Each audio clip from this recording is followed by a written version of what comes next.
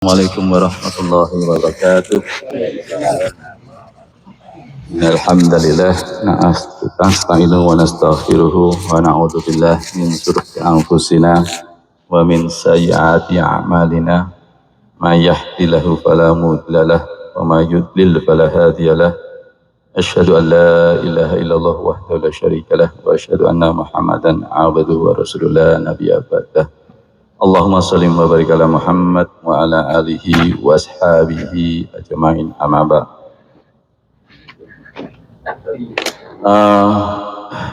Just disclaimer, I am wearing this hoodie, it's written as, I don't know how to pronounce it, Massachusetts. MIT, no, I am not graduate from MIT. I am graduated from Bandung Institute of Technology. So, yeah. Bandung, yeah.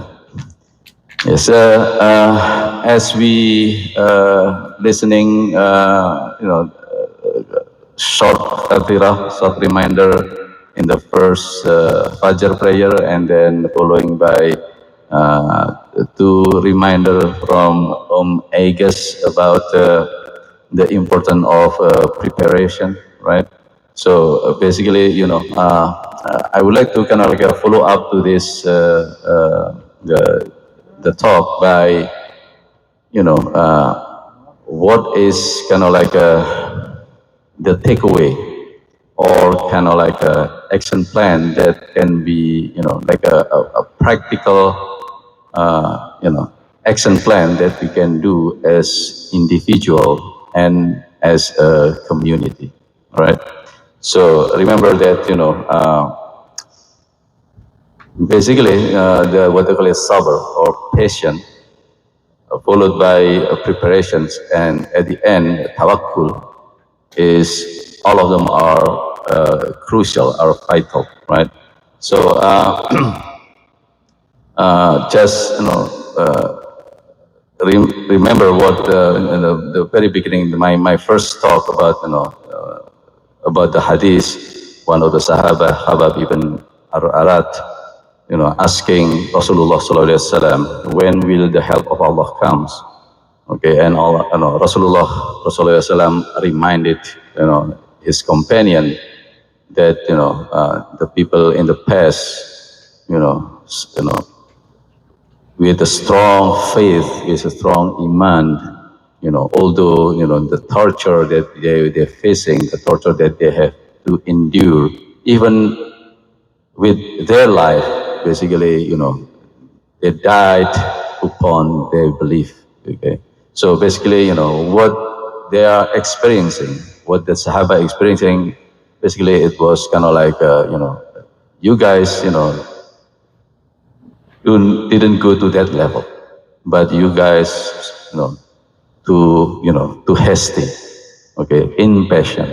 So basically, just like us, basically, sometimes when there is a small prick, we complaining, okay, but at the end of the day, what happened to us, basically, it was nothing compared with our predecessors, or the time when the Prophet Muhammad SAW, along with his Sahaba, his companion, what happened?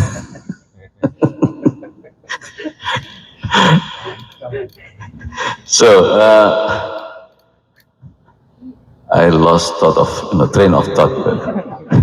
By there is a impromptu act by Uncle Christ. So, okay, so all right. So the key point that I would like to share with you. Okay, so that when Prophet Sallallahu Alaihi Wasallam, keep reminding his companion, okay, about that they have to realize that the struggle, okay, and that the past believers have to endure, in order to to maintain their faith, right? So, and then if we cannot like when look at one of the verse in the Quran, which is in Al-Arad, this is a verse 11. Okay, Surah 13, verse 11. Okay, Inna Allah la yughayyiru man biqaumin hatta bi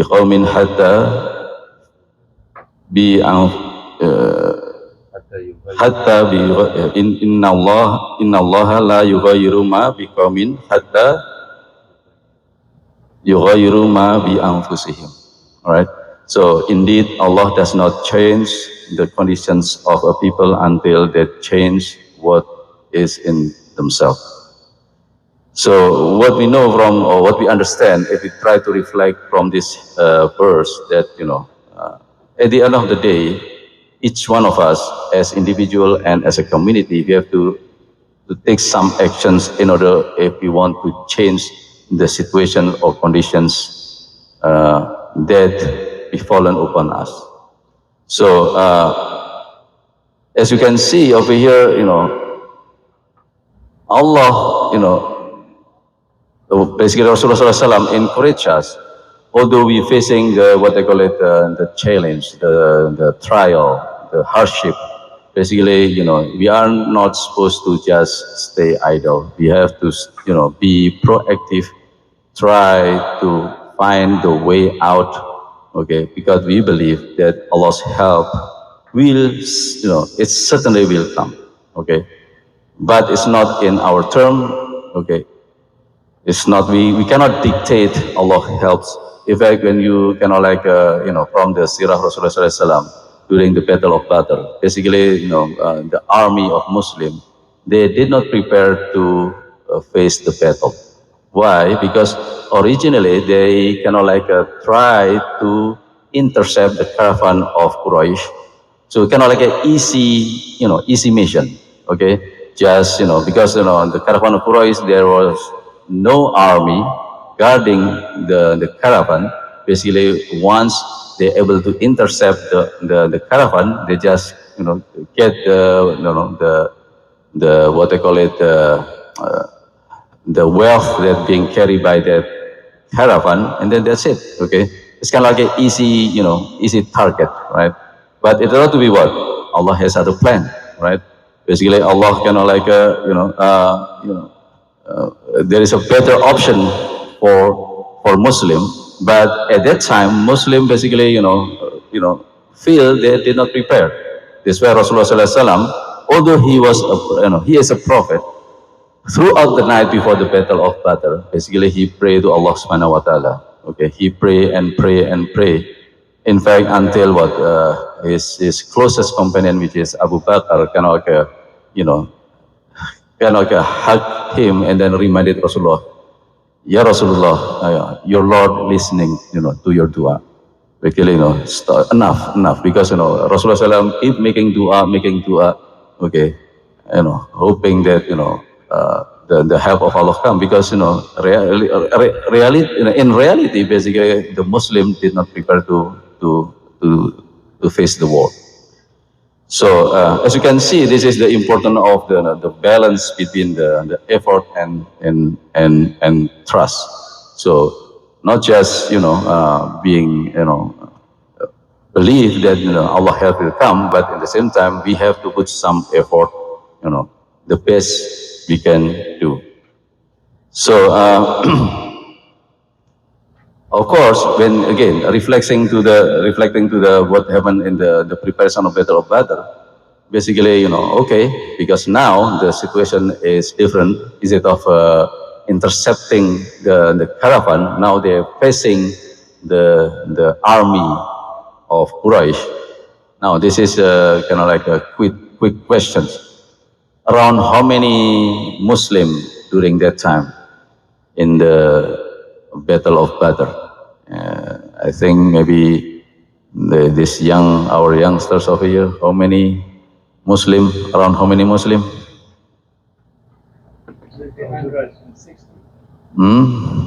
Around what? 300 and something, right? Now, how many number of army in the enemy side?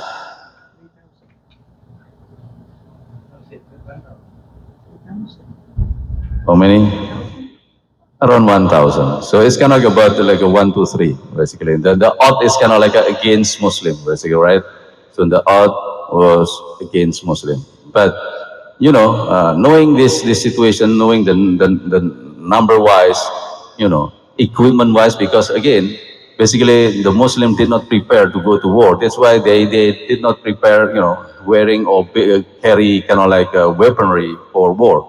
So basically, but yet Rasulullah SAW kind of like prepare the army by what? They come to the plain of Badr early on, and they able to what? Pick the locations first. So what they did, okay, Rasulullah SAW kind of like once they in the perimeter of the plain of Badr, he stopped, and then one of the Sahaba said, "Ya Rasulullah, is Allah commanded you to stop here, or it's just basically your decision to stop here?" No, this is just my decision. This is my what they call it, my war strategy. And then, well, if that the case, maybe it is better for us if we go beyond in the plain. Okay, we go beyond the well of Badr, because Badr, there are kind of like a several kind of like a well, okay, big and small, and then it is better for Muslim to go beyond the main well. So basically, in that case, now the well of Badr, the main one, is behind the Muslim army side. So, and then what they did, basically, they closed the small well, okay, in front of them, basically, to make sure that what the army from Quraysh will have no access to the water. Okay, so then Rasulullah SAW listening to that suggestion, then they decided to what? Move beyond the well, and then basically they stationed there. And then of course the enemy side came in, and then they camp on the other side, and basically they run off water, and then they try to kind of like get the water, and then they have a very difficult time to gain access to the water, and and then they spend the night basically, kind of like in the very, very difficult situation. And again, Allah's help, not only just the next day, but during the night itself, in the side of what they call it, the Muslim army, and there was just what they call it drizzle, okay, light rain, to kind of like a shoot or to make to calm down the Muslims. In the same time, in the side of Quraysh army, basically, there was heavy rain and causing what the sand become muddy. So this is of course is Allah's help too, right? So but in the same time, of course, as you can see, Rasulullah SAW make preparation at the same time put his trust to Allah Subhanahu wa Taala. So in that case, basically, what we, from what this story, basically, what we can reflect from this, basically, changes start from within, from ourselves, okay, whether spiritually, mentally, and physically. So not just making dua and dua and dua, but at the same time, we have to change our mindset, and then followed by the action. So I have four action plan that hopefully will be practical for each one of us. Okay, number one is the strengthen faith and patience. Okay, how? By increase, of course, the prayer is what they call it, the main source of increasing our faith and iman, and dhikr. Okay, prayer and dhikr. And then number two, this is still number one. Of this, there are 2 points, which is increasing prayer and dhikr. So I think everyone can do it. And then number two, of course, okay, I think we need to kind of like make our interaction to the Quran in a regular basis. Whether we do the recite the Quran, and of course maybe reflecting the meaning of the Quran itself. And point number two, which is again take initiative and prepare. Okay, so basically this is kind of like in particular because this is nearing the end of 2024, right? And the upcoming new year 2025, okay, maybe each one of us can kind of like set the personal and spiritual goals, okay, or whatever, maybe how small it is. Do not trivialize. Sometimes we kind of like discounted our effort, okay, but I believe something small, if we do it in continuous basis, is much better. So basically, I think each one of us can do it. Okay, just make some kind of like a personal, like goals. Okay, no matter how small is that. Okay, do not trivialize that. Discount ourselves. And then and we remember that in time of hardship, okay, we need to able to identify, okay, uh, an effort, a solution, even it is small, okay, if this is kind of like a step that can be achieved, okay, inshallah this is kind of like eventually will be will able to improve our situation. And point number three, okay, again this is the sense of tawakkul, trust in the process, right? So do your best in every effort, okay, then put everything, once you think, you believe that this we try our best, that's it, okay, the result is in Allah's hand, okay.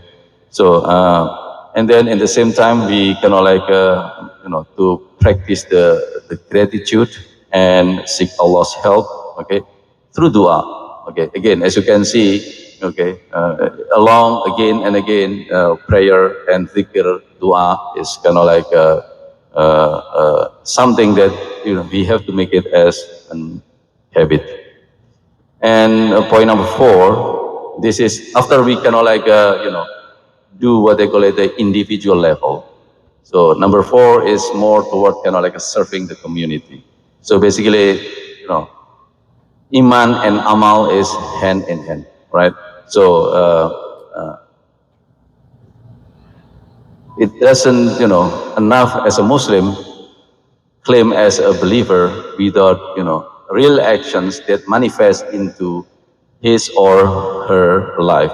So basically, be part of the positive change, okay, involve ourselves in the community activity, especially in the local community, in masjid there's activity, be involved, okay.